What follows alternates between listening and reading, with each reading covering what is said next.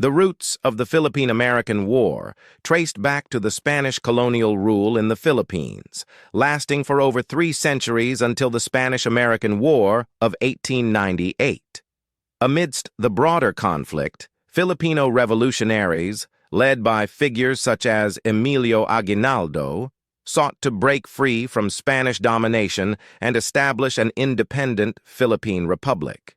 The initial stages of the revolution saw collaborative efforts between Filipino and American forces against Spanish rule. On August 13, 1898, Manila fell after a bloodless battle. Spanish Governor Fermín Jaudenes had secretly arranged a surrender after a mock show of resistance to salvage his honor. He allowed the Philippines to fall to the Americans rather than the Filipino revolutionaries. American troops were in possession of the city, but Filipino insurgents controlled the rest of the country. However, with the signing of the Treaty of Paris on December 10, 1898, which concluded the Spanish-American War, Spain ceded the Philippines to the United States for a sum of $20 million. This transfer of colonial control laid the foundation for a new phase of struggle and resistance in the Philippines. The Declaration of Philippine Independence on June 12, 1898, signaled the aspirations of Filipinos for self-rule and sovereignty. However, conflicting interpretations of the Treaty of Paris and diverging visions for the future of the Philippines sowed the seeds of discord between Philippine Revolutionary Army and American authorities. The Filipinos quickly realized they had exchanged one imperial power for another and revolted against the U.S. government. 2 days before the U.S. Senate voted to ratify the treaty, tensions escalated into open conflict on February 4, 1899, when an altercation between American troops and Filipino revolutionaries in Manila led to shots fired, marking the start of the Philippine-American War. The conflict quickly spread across various regions of the archipelago as Filipino forces sought to defend their newfound independence against American military incursions. Ironically, the United States employed the same tactics that the Spanish had employed against the Cubans during their 2-year battle to quell the revolt in the Philippines. The Philippine-American War witnessed a series of military campaigns and engagements characterized by guerrilla warfare, conventional battles, and strategic maneuvers. Filipino forces, leveraging knowledge of local terrain and widespread support among rural populations, employed hit-and-run tactics and decentralized command structures to challenge American supremacy. On the other side, American forces, equipped with superior weaponry and organizational capabilities, sought to quell resistance and establish control over key territories. Battles such as the Siege of Baler, the Battle of Manila, and the capture of key towns and provinces. Meanwhile, on the other side of the Pacific, the American Anti-Imperialist League had begun to take shape. This organization, which opposed American involvement in the Philippines, grew into a mass movement that drew support from across the political spectrum.